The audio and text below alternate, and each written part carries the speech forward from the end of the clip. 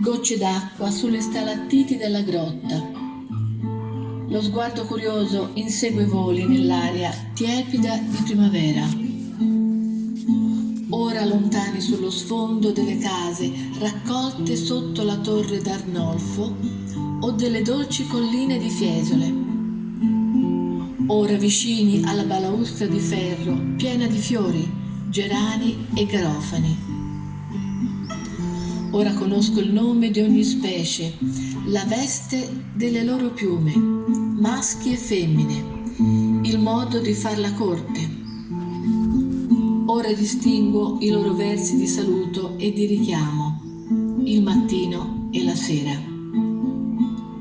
Ora so come si alzano in volo, l'ondeggiare della traiettoria nel vento, il fermarsi improvviso. Ora non mi sorprende lo scontro per primeggiare sul rosso dei tetti. Ormai sono uno di loro, sopra la terrazza invasa dallo stridio dei voli, nel silenzio della città.